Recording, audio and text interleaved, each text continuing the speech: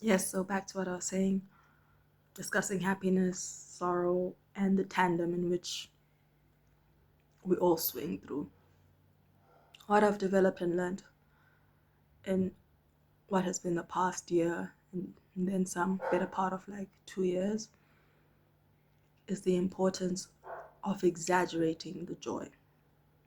Now, this doesn't mean you're faking. This doesn't mean you're putting on a fast. This doesn't mean you're in pretense. Sorry, listening to my man. Doesn't mean you're in pretense. Uh, it doesn't mean it's a fraudulent experience, because most times we find ourselves laughing or having conversations, or the conversations are having themselves, and it's just your mouth moving because you're in this confusing transition, or you're in a state of such low vibration or low statehood, and you're just down, and there are stresses and factors and variables that are happening to you, right? That you feel like no one understands, but you put yourself out there, you still go out, you still communicate with friends, because that's a process and a part of life. You wake up, you stand up, and you fight yet another day, or you live yet another day, or you ease into yet another day. Trust me, those laughters and that happiness and that joy is true if you practice presence. The ministry of happiness teaches the ministry of presence, of being in the now. I'm not saying ignore what's happening, numb it out, drink it away, smoke it away, dance it away. It's understanding that two truths can be true at once, and things can happen concurrently. So you compartmentalize and you give attention to things that need attention within that time frame, while at the back of your mind keeping certain other things there as well. That is why it is important to feel all your emotions in their full sincerity within your own self, without just trying to outrun them. To sit with the pain, the hurt, the humiliation, the shame, the guilt, the anger, the regret, right? These are honorable feelings. And to unpack them and debunk them, not all the time processing, of course not, but truly giving yourself time to be present and still and reflective, to then use this to your advantage. Because once you are through that, you have to be done with it and not harp on it or lull over it, but pull from it the lesson and the positivity. You can be in the darkest of moments, but the glimmer of light will always be there. Just like in the night sky is vast, but we look at those little specks as the most wondrous of things. And they're just tiny dots from our point of view, but they have such a magnificent view, and they're so ethereal and visceral, and I almost, I almost take the experience of living vicariously through that night stargazing. Look at that. Look for the happy moments, like you're looking for shooting stars. It's important, and to memorize them, to document them, to sit with them, to talk about them 100 times. I have stories where my friends would know how it ends, when I'll say what, and how the movie, or not the movie, the story goes, word for word, because I've reiterated it that much. Was I a place for them to feel safe to undress all the farce and the upfront put on we put on to brave our way through life? Yes.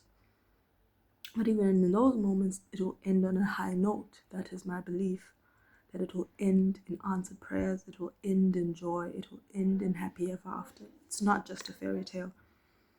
And the end isn't at a summation of your life. It could be at the end of the day, at the end of a minute, at the end of a second.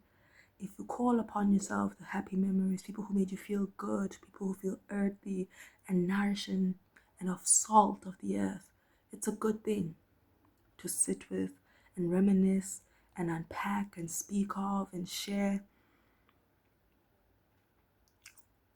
Social media is a realm of existence that I'm not quite good at. But what I find very fond of is the ability for people to only put on highlights, only the happy moments, only the times you look good, only the not the cuts, not the day off, not the day where you look like you're from hell, not the moments where you experience loss, not the argument, not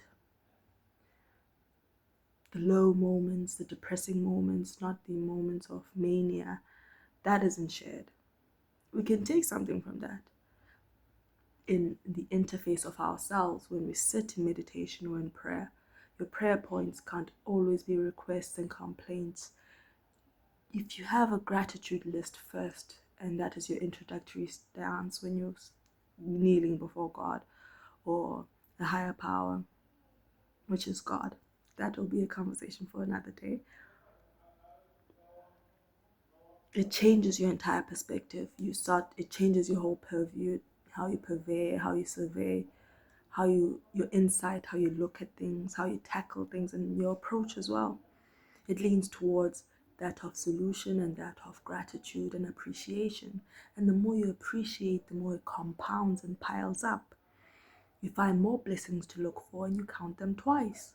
So I've learned to have that deep, deep reverence for a little giggle, a joke here and there, a walk, a handshake, a conversation, a passing glance, an ice cream date, coffee date, meeting up with friends, work, prayer. Prayer is such an intimate and joyful thing for me. So I have my best fun. That's my homie. That's my homie. God's my homie for real.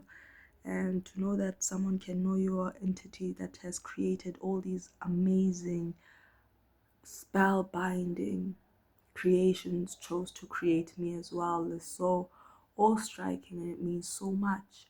And I translate that relationship of intimacy and closeness that I have with Jireh or the Almighty or El Shaddai or Elohim or Jah or Allah, with the intimate and interconnectivities I create with intimate family, immediate family, nuclear family, friends, colleagues, and people I pass by. I'm focusing now more so on myself and the relationship I have with oneself intrapersonally and interpersonally, how I communicate and interact with nature, the energy that is around. You understand that the world is filled with electromagnetic waves which form like a grid around the spherical globe we're on. Those can be both positively and negatively charged, and of course there's neutrality, but this affects you. The sunlight affects you, the seasons affect you, conversations affect you, the media you intake affects you, your daily work affects you. So if you feel some type of way in certain times, which is a truth for everyone, not every day is sunlight, but most don't share it, and most don't care to address it or live within it. But I understand that moment when you want to make it your identity or your definition. Like I'm just a moody, sad being. And they're so bubbly, they're so joyful. I wish I could. They're so peaceful. They're such light. I wish I could emulate that. I wish I could get it. What is it that they have that I don't? Nothing at all. It is a journey within the self. You have to travel the interscopes of your nook, cracks, and crannies to the most decimal point before you expand and explore the world. It could have been easy just to say you have God, but God is always a constant. In the formula of life, God is a constant that you cannot wipe out or erase. You don't have to believe, you don't have to serve, you don't have to abide by or subscribe to. It's the truth I feel, I know, a narrative I've experienced, and not one I'm going to impose on anyone. But it's a work.